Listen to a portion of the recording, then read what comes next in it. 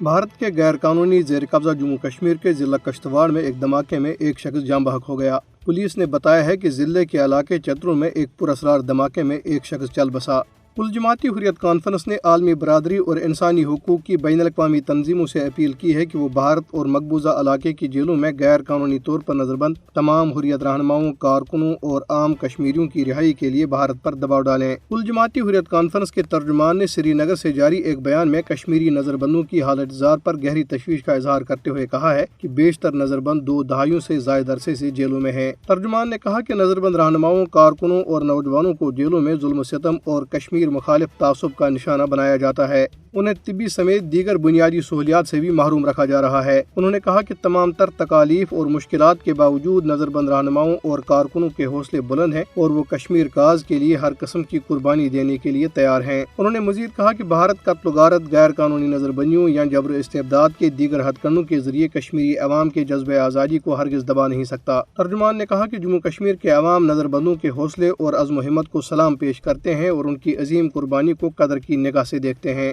Indian national Congress نے کہا ہے کہ پلوامہ حملے کے بارے میں بھارت کے غیر قانونی زیر قبضہ جموں کشمیر کے سابق گورنر ستیہ پال ملک اور سابق آرمی چیف شنکر رائے چودھری کے بیانات سے یہ واضح ہو گیا ہے کہ یہ حملہ بد انتظامی اور انٹیلیجنس کی ناکامی کا نتیجہ تھا، لہذا مودی حکومت کو اس حملے کے سلسلے میں وائٹ پیپر جاری کرنا چاہیے۔ پیپلز ڈیموکریٹک پارٹی کی صدر محبوبہ مفتی نے کہا ہے کہ انتظامیہ نام نہاد سمارٹ سٹی پروجیکٹ کے تحت ترقیاتی کاموں کے نام پر سری نگر میں عام لوگوں کو تکلیف پہنچا رہی ہے اور شہر کے روایتی حسن کو تباہ کر رہی ہے۔ محبوبہ مفتی نے ٹویٹر پر لکھا ہے کہ سمارٹ سٹی کے لیے سری نگر کے نصف حصے کی کھدائی انتہائی پریشان کن ہے۔ انہوں نے کہا کہ یہ سب شہر کے حسن کی قیمت پر کیا جا رہا ہے۔ کل جماعتی حریت کانفرنس آزاد جموں کشمیر شاخ کے رہنماؤں، ماہرین تعلیم اور انسانی حقوق کے کارکنوں نے لیگل فورم فار کشمیر اور انسٹیٹیوٹ آف پالیسی اسٹڈیز کی ایک مشترکہ تقریب کے دوران بھارت کے غیر قانونی زیر قبضہ جموں کشمیر اور فلسطین کے مظلوم عوام کے ساتھ یکجہتی کا اظہار کیا۔ تقریب کے شرکاء نے کشمیری اور فلسطینی عوام کی جدوجہد اور جارح طاقتوں کی طرف سے ان پر جاری مظالم پر روشنی ڈالتے ہوئے کہا ہے کہ دونوں اقوام کو اپنی آزادی کے لیے مزاحمت کا پورا حق حاصل ہے۔